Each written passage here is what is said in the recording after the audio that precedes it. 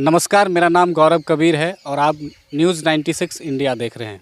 अभी हम उदा किशुनगंज नगर परिषद क्षेत्र के वार्ड संख्या 20 में आए हुए हैं, जहां के वार्ड पार्षद पति प्रीतम कुमार जी हमारे साथ हैं और यहां के युवा समाज सेवी भी हैं। बहुत दिनों से लोगों के बीच जुड़े रहे और इस बार के चुनाव में लोगों ने मत दिया और ये चुन के आए हुए हैं। अभी जिस जगह हम मौजूद हैं उस जगह आप देख सकते हैं लोगों की भीड़ भी है और जिस ज़मीन को हम लोग देख रहे हैं इन्होंने खुद भूमि दान किया है लोगों के सहूलियत के लिए, सुचारू विकास के लिए। आइए इनसे बात करते हैं, जानते हैं किस प्रकार से इन्होंने विकास की एक अलग रूपरेखा तैयार की है और क्यों इन्होंने भूमि दान में दिया है। नमस्कार आप जी। सबसे पहले आप पत्रकार महोदय को बहुत बहुत धन्यवाद, न्यूज़ 96 के तमाम दर्शकों को भी धन्यवाद। आप यहाँ भूमि दान किए, क्या कहना चाहेंगे?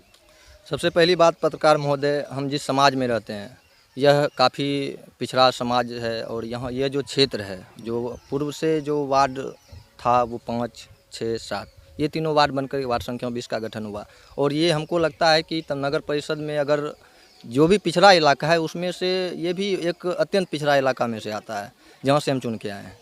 तो ये जो बस्ती देख रहे हैं पीछे जब जाएंगे आप तो ये पूरा एक महादलित बस्ती है। इसमें ऋषिदेव टोला इसको कहते हैं हम लोग। तो ये वर्षों से कई मतलब कहिए कि सालों साल से वंचित है, 50 वर्ष से ये वंचित समाज है। ये हास्य पे समाज जो रहा है इसका हम सब जो है उपयोग के रूप में जब हमको ज़रूरत पड़ता है तो ज़रूरत के हिसाब से तो हम लोग उसका प्रयोग तो करते हैं, लेकिन जब उसको हमारी ज़रूरत होती है तो हम उससे दूरी बना लेते हैं। इसी बात को यहाँ पे दबाने के लिए, हटाने के लिए, इस सोच को बदलने के लिए हमने इसको एक रास्ता इख्तियार किया कि आने वाले भविष्य में ठीक है वोट बाट की राजनीति वो अलग जगह होगी, वोट देगी नहीं देगी वो उस चीज़ को बाद में देख लेंगे, लेकिन इनको जो रास्ता अब तक जो था आने जाने के लिए तो था लेकिन रास्ता आज तक बन नहीं पाया। कितने की आबादी लगभग होगी यहाँ? लगभग ये 200 की आबादी है। ये जो गांव है लगभग 200 की है। एक तरफ जहाँ नगर परिषद कार्यालय विवादों के जद में है, एक दूसरे पे आरोप प्रत्यारोप चल रहा है। जांच टीम का गठन हुआ है, मुख्य पार्षद अनुसुईया देवी के द्वारा जांच टीम का गठन करवाया गया है, परिवारवाद दायर किया गया है। इस संबंध में आप क्या कहना चाहेंगे? सही बात है। किस दृष्टिकोण से आप देखते हैं इस जांच को और ये क्रियाकलाप को? परिवाद दायर हुआ, अच्छी बात है। हर जगह निगेटिव होता है और पॉजिटिव होता है, तो यहाँ भी वही हमको लग रहा है कि एक तरफ एक पार्ट निगेटिविटी को शो करता है तो एक पार्ट पॉजिटिविटी को शो करता है। तो भैया हम पॉजिटिविटी को भी देखना पसंद करेंगे ना। नगर परिषद जब से बना है मैं कह सकता हूँ, दावे के साथ कह सकता हूँ कि जितना कई वर्षों में विकास नहीं हुआ था, नगर परिषद के गठन के बाद जो चुनाव हुआ और उस चुनाव के बाद जो विकास किया है ये जनता यहाँ की देख रही है और नगर परिषद की जनता देख रही है। मुख्य पार्षद, जहाँ तक रही बात मुख्य पार्षद अनुसुईया देवी की, तो उनको भी अगर क्षेत्र विकास कर रहा है तो उनको खुशी होना चाहिए कि उनके संरक्षण में, उनके कार्यकाल में क्षेत्र विकास करेगा ना। इससे तो उनका और मनोबल बढ़ना चाहिए। क्षेत्र के विकास में उनका भी अहम भूमिका होना चाहिए कि जैसे ये सड़क बन रही है उनको आके देखना चाहिए ताकि ये सड़क बन रही है तो इससे कितने लोगों को हित में जा रहा है और ये वाजिब सड़क है या नहीं है, इसको कैसे हम सड़क पहुंचाएं, उनको आकर के देखना चाहिए था। लेकिन आज तक कल मामले को लेकर परिवारवाद और ये मुख्य पार्षद के दोनों पुत्र के खिलाफ आप लोगों ने धरना दिया था। वो दिया था तो धरना में दोनों पहलुएं आती है। एक तो उचित जांच होना चाहिए, बिल्कुल, और दूसरे दृष्टिकोण से देखना चाहिए तो ये भी देखना चाहिए कि विकास भी उसी हिसाब से होना चाहिए। तो दोनों पहलुओं को किस तरह से देखते हैं और धरना आप लोग किए थे उस संबंध में क्या कहना? पहला पहलू आप बताए परिवाद दायर के विषय में, तो परिवाद दायर हुई, ठीक है, जांच टीम आई, जांच करके जाएगी, उनका काम है, जांच टीम की काम है जांच करना, जो वो जांच करके चले जाएंगे। लेकिन दूसरा पहलू विकास की जब बात आती है तो उनको विकास के रूप में, उनको तो जनता क्षेत्र के विकास के लिए चुनी है ना। अब हम देखेंगे कि यहाँ के पूर्व के जो जनप्रतिनिधि बने वो क्या किए नहीं किए। अगर उस चीज़ में हम जाते हैं तो आपको कुछ चीज़ें मालूम होंगी कि जैसे कि हमारे ही वार्ड में कुछ ऐसी योजना मिली जिसको हम जब प्रस्ताव में दिए तो पता चलाता है कि वो तो पहले से किया हुआ है, लेकिन जब धरातल पे देखते हैं तो नहीं किया हुआ है। तो उस चीज़ में जाने का मतलब है, सीधा मतलब है कि आप एक खाई में घुस जा रहे हैं, उसमें तब क्षेत्र का विकास संभव नहीं है। तब विवाद से घिरा रहेगा नगर परिषद। क्षेत्र के जनता को क्या मिलेगा, क्षेत्र के जनता को क्या चाहिए? किसी के यहाँ खाने तो नहीं जाएंगे, किसी जनप्रतिनिधि के यहाँ तो नहीं कहते हैं कि मेरा पेट भर दीजिए। वो जनप्रतिनिधि से क्या अपेक्षा रखते हैं? उनको समुचित व्यवस्था होना चाहिए, बुनियादी सुविधा होना चाहिए, रोड होना चाहिए, नाली होना चाहिए, गली होना चाहिए। उनके लिए जो भी सरकार के द्वारा योजनाएं चलती है उनको समुचित व्यवस्था के साथ साथ सही रूप से सही समय पे व्यवस्थित तरीक़ा से मिल जाए। उनका तो मंशा केवल इतना ही है, और वो मिल पा रहा है कि नहीं मिल पा रहा है, ये हमारे मुख्य पार्षद की भूमिका थी। उनका एक योगदान होना चाहिए था कि वार्ड पार्षद को यहाँ कहीं तकलीफ तो नहीं हो रहा है कुछ काम करने में, उनको आकर के ये देखना चाहिए था मेरे हिसाब से।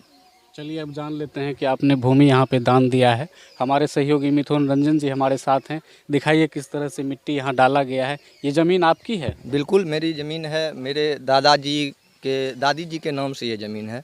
और यहाँ मेरे दादाजी के क्या कहते हैं कि स्मारक यहीं पे है, यहीं पे जलाया गया है। और मेरा बस इतना ही मंशा है, इस चीज़ से केवल इतना ही लोभ रखे हैं कि आगे आने वाले भविष्य में लोग किसी रूप में याद रखे न रखे, हमारे दादाजी को के नाम से ये गेट बनाने का मेरा सोच है, और दादाजी का नाम के नाम से ये रास्ता का नाम रखने का हम सोचे हैं। भी बनाया जाएगा। हाँ, ये मेरा बस ये इतना ही सपना है, इससे ज़्यादा मेरा सपना नहीं है। लोगों को सुविधा मिल जाए। क्या रूपरेखा है आपका? विकास का रूपरेखा अभी तो ये गांव हाथ पे खड़ा है।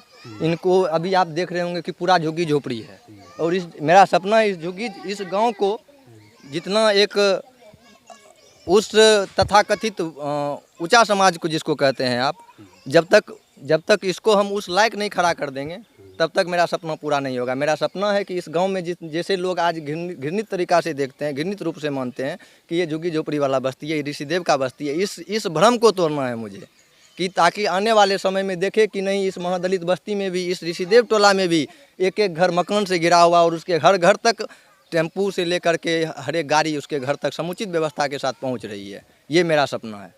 अब इस क्षेत्र के लोगों से बात करेंगे। कई महिलाएं यहाँ पे खड़ी हैं, उनसे पूछेंगे कि किस प्रकार से यहाँ उन लोगों को सहूलियत मिल पाएगी।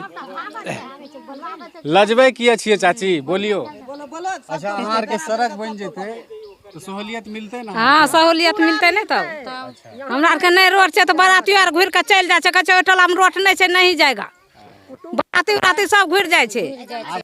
हाँ, तो बनते तो सुविधा मिलते किया ना। हाँ, हाँ, धन्यवाद देवे की देवे न तो कमी बात दे। चाची की नाम छिए?